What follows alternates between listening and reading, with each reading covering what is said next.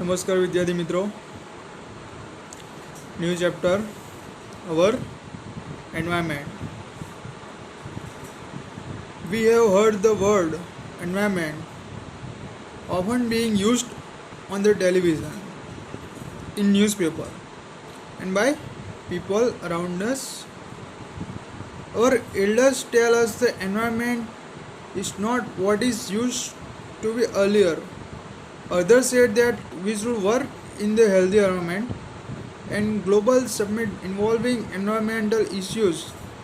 In this chapter, we shall be studying how various components in the environment intersect with each other and how we impact the environment. બીજા મિત્રો આપણે જાણીએ છીએ કે environment શું છે. આપણી આસપાસનું જે આવરણ, એટમોસ્ફિયર, એ બધું શું કહેવાય? પર્યાવરણ. પર્યાવરણ શબ્દ વિશે તો તમે માહિતગાર તો છો જ. What is environment? You know very well કે એટમોસ્ફિયર, એન્વાયરમેન્ટ, આ બધા વર્ડ તમે સાંભળી ગયા છો. You know also what is environment? આપણી આસપાસ જે બી વસ્તુ છે, જે બી હવામાન છે, કઈ બી હવામાં રહેલી વસ્તુ જે આપણી પર, સજીવ સૃષ્ટિ પર ઇફેક્ટ કરે છે, એ બધું એન્વાયરમેન્ટમાં આવી જાય, પર્યાવરણ. Now first topic, ecosystem. What are its components? Ecosystem means નિવસન તંત્ર, અને તેના ઘટકો કયા કયા છે? તો all organisms such as plant, animal, microorganisms and human beings as well as the physical surrounding intersect each with other and maintain a balance in nature.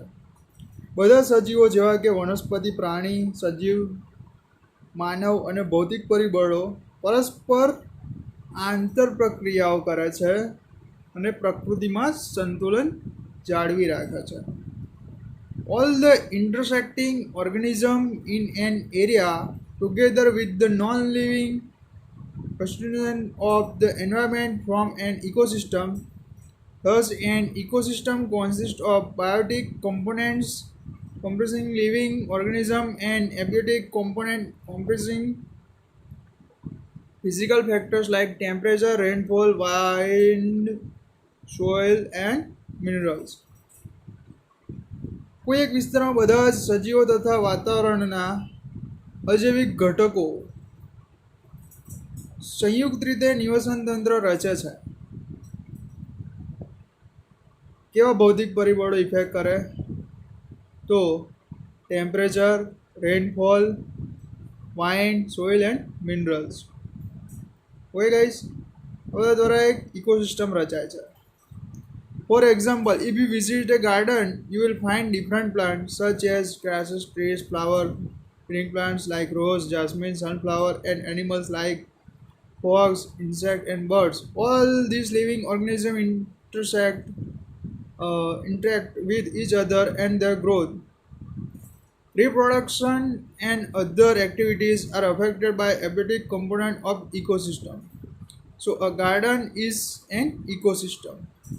શું કહેવા માગે છે વિદ્યાર્થી મિત્રો? ફરી સમજાવું કે તમે કોઈ બગીચામાં જાઓ છો એટલે તમે બગીચામાં શું જોશો? ઘાસ, વૃક્ષ, ગુલાબ, સૂર્યમુખી, દેડકા, કીટકો, પક્ષીઓ, બધા જ પ્રકારના તમે પ્રાણીઓ જોવા મળશે, સજીવો. આ બધા સજીવો આંતરક્રિયા કરે છે અને તેમની વૃદ્ધિ, પ્રજનન તેમજ અન્ય ક્રિયાઓ નિવસન તંત્રના અજૈવિક ઘટકો દ્વારા અસર પામે છે. મીન્સ કે કોઈ એક ઘાસ છે, એને કોણ ખાય? તો કીટકો ખાય. કીટકોને કોણ ખાય? તો દેડકાઓ ખાય. દેડકાઓને કોણ ખાય? તો સાપ છે. એવા કેટલાક પ્રાણીઓ.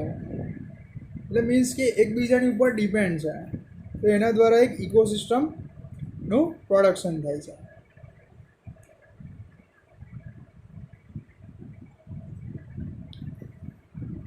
Other types of ecosystem, forests, ponds and lakes. There are natural ecosystem while garden and crop fields are human made ecosystem. જે જંગલો છે તળાવો છે એ બધા કેવા છે નેચરલ છે, જ્યારે ગાર્ડન છે અને ક્રોપ ફિલ્ડ માનવ જે પાકને ઉત્પન્ન કરે વાવે છે એ બધા માનવ સર્જિત ઇકોસિસ્ટમ કહેવાય છે. ઓકે ગાઈસ,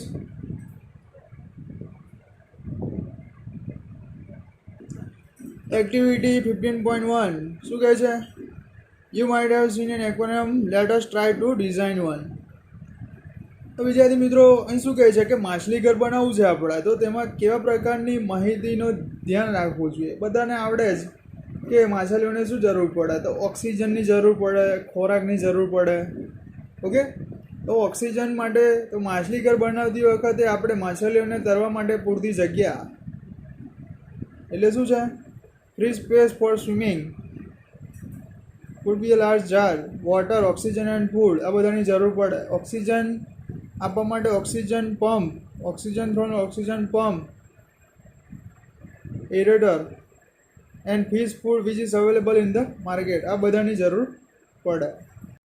હવે વિદ્યાર્થી મિત્રો, માછલી ઘર બનાવવા માટે શું જરૂરી, એક્વેરિયમ બનાવવા માટે શું જરૂર છે તેની માહિતી જોઈએ. હવે શું છે કે સેકન્ડ એક્ટિવિટીમાં શું છે કે માછલી ઘર બનાવીએ છીએ ત્યારે શું ધ્યાનમાં રાખવું ઇમ્પોર્ટન્ટ છે. તો વિદ્યાર્થી મિત્રો, આપણે શું ધ્યાનમાં રાખવું જોઈએ? while creating an aquarium, did you take care not to put an aquatic animal which would each other? એક બીજી માછલીઓ એકબીજાને ખાઈ જાય એવી માછલીઓ તમે એક્વેરિયમમાં રાખી શકો નહીં, કેમ કે એકબીજાનું ભક્ષણ કરશે, તેથી માછલીઓ ટકશે નહીં. સેકન્ડ એક્ટિવિટી છે write an aquarium organism in order to vote its home and from a chain at is 3 step. તો અહીંયા તમે પહેલાં તમે અહીંયા કોઈ પણ પ્રકારની ફૂગ કે લીલનું નામ લખી શકો. પછી એક માછલી ખાય છે, સ્મોલ માછલી, એને મોટી માછલી કે મગરમચ્છ એને ખાઈ જાય, એટલે આ રીતે તમે એક ચેન બનાવી શકો. તો વિદ્યાર્થી મિત્રો, એકદમ ઇઝી છે. આ ચેપ્ટરમાંથી બહુ ઝાઝું પૂછાતું નથી, પરંતુ સિલેબસમાં છે. So I want to complete it. It's very small chapter and એક જ પ્રકારનો ક્વેશ્ચન પૂછાય, રાઇટ એ ચેન. કોઈ બી ચેન લખો પ્રાણીઓની, કાં તો રિલેટેડ ટુ ફોરેસ્ટ, કાં તો રિલેટેડ ટુ લેક, તળાવને લગતી ચેન હોય, કાં તો જંગલને લગતી ચેન હોય, એનું આપણે ડિસ્કશન આગળ કરીએ છીએ. તો ગાઈસ, હવે નેક્સ્ટ ટોપિક આપણો છે food chain and webs. Food chain એટલે શું થાય? આહાર શૃંખલા તેમજ આહાર ઝાડ. અહીં 3 પ્રકારની ચેઇન આપી છે. દેખો guys, in A forest, in A grassland and in A pond. જંગલમાં, તૃણભૂમિમાં અને તળાવમાં. આ 3 ચેન આપી છે.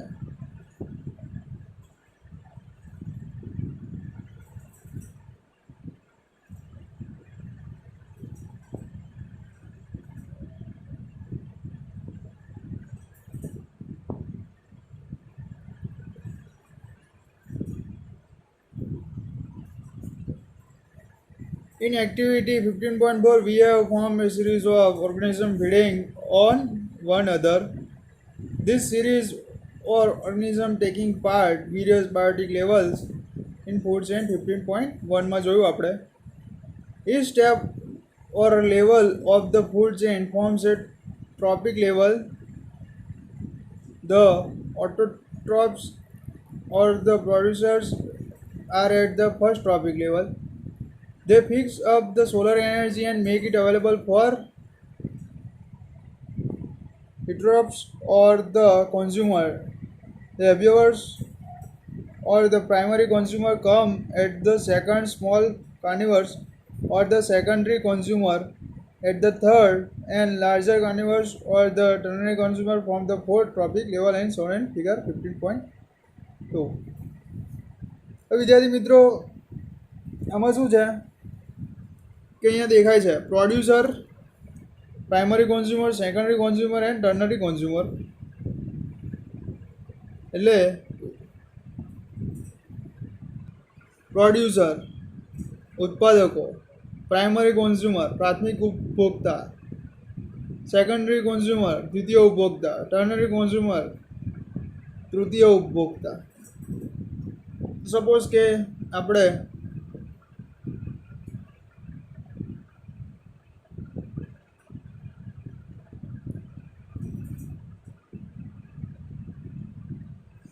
આની વાત કરીએ આપણે તો આ છે પ્રોડ્યુસર, આ પ્રાઇમરી કોન્ઝ્યુમર એને માછલી ખાય, સેકન્ડરી કોન્ઝ્યુમર અને ટર્નરી કોન્ઝ્યુમર. એટલે આ ડિપેન્ડ આની પર છે, આ ડિપેન્ડ આની પર છે, આ ડિપેન્ડ આની પર છે. સમજ પડે છે? તો ટ્રોપિક લેવલ કેવું હોય? Producer, primary consumer, secondary consumer, ternary consumer. તો વિદ્યાર્થી મિત્રો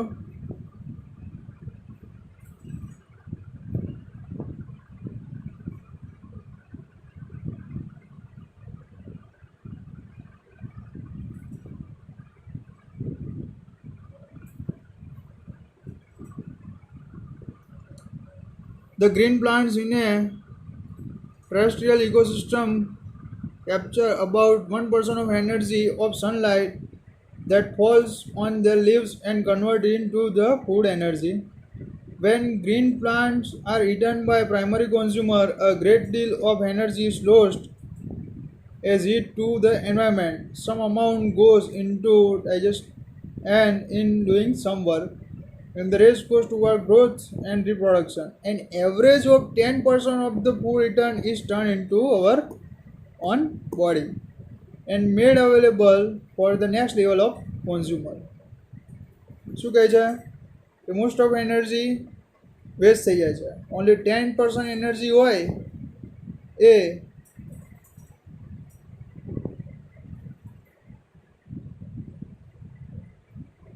આપણી બોડીમાં ઉપયોગી બને છે. Therefore, 10% can be taken as average value of amount of organic matter that is present at each step and reach the next level of consumers. Since so little energy is available for the next level of consumer food chain generally consists 3 or 4 steps, the loss of energy at each step is so great that very little usable energy remains after 4 trophic levels. There are generally a greater number of individuals at the lower trophic levels of an ecosystem.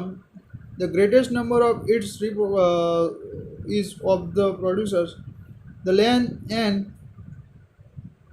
complexity of food chains vary greatly. Each organism is generally eaten by 2 or more other kind of organisms, which in turn are eaten by several other organisms. So instead of straight line food chain, the relationship can be shown as a series of branching lines called food web in 15.3. देखो guys આ એક chain છે, સમજાવું છું, ધ્યાન આપજો guys. આપણને બધાને ખબર જ હોય તો બી એ સમજાવું છું. સપોઝ કે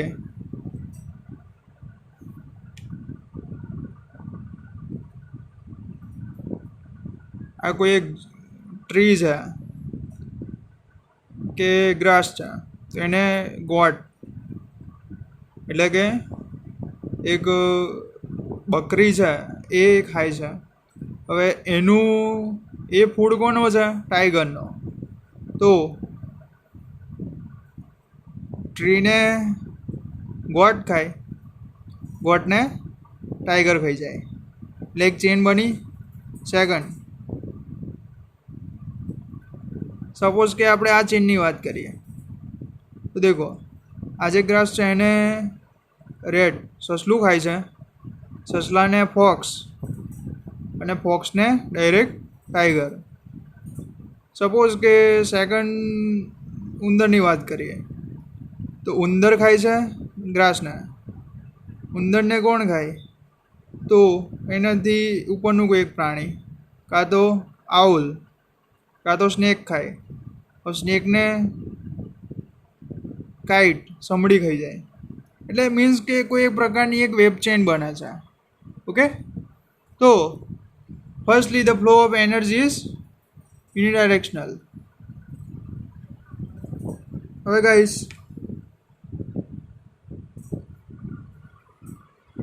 રેખાંકન કરીએ આપણે તો ફર્સ્ટ શું આવે? સનલાઇટ, પછી પ્રોડ્યુસર, પછી તૃણાહારી એટલે હર્બીવર્સ, પછી માંસાહારી એટલે કાર્નિવર્સ એન્ડ ઉચ્ચ કક્ષાના માંસાહારી ટોપ કાર્નિવર્સ.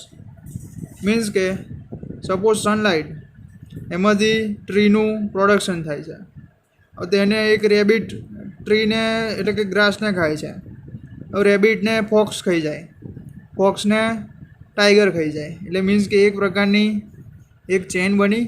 બીજી એક વાત કરીએ, સપોઝ કે આપણે કોઈ એક પોન્ડ, લેક એની વાત કરતા હોય તો સનલાઇટમાંથી લીલ કાં તો કોઈ એક પ્રકારની વનસ્પતિનું પ્રોડક્શન થાય છે.